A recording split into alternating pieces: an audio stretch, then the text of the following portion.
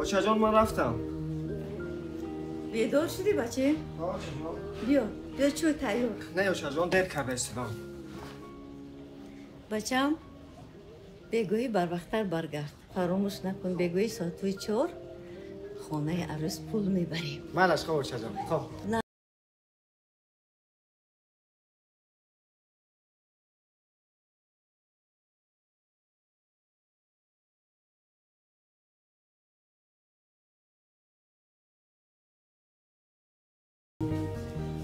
جانی اوچه پروردگار فیض و برکتی کارت اتیم.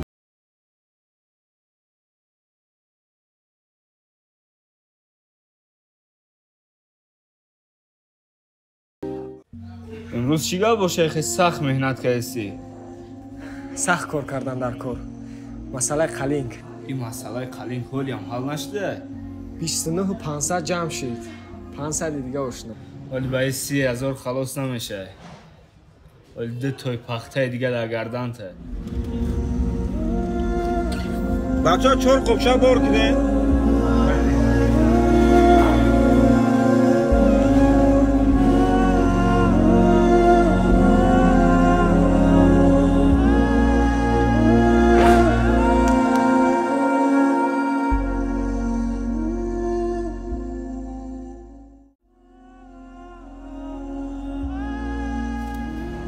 امروز هم 500 نشید. چند سو اینجا؟ اینجا 300. ایرا خوشگاه. چی خیلی میشه؟ مهم کاری تو حل شا. خدای خرسندیتی.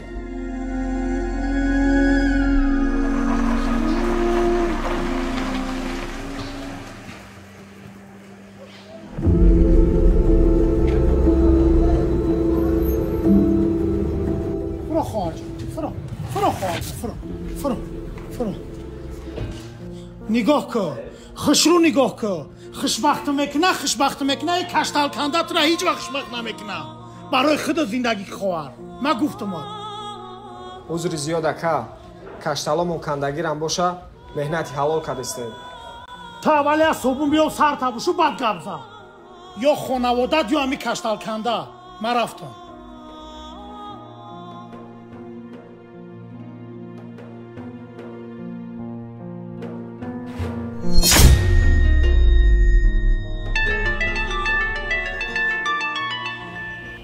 لبای چجا ای خواهد جانش همه اطلس هم گرفته بالای هم بالای لباسا با من مایلش همونش همون مایلش بچه جون همه تیار خاله ها همه چیه تیار کردن او تیزتر بیا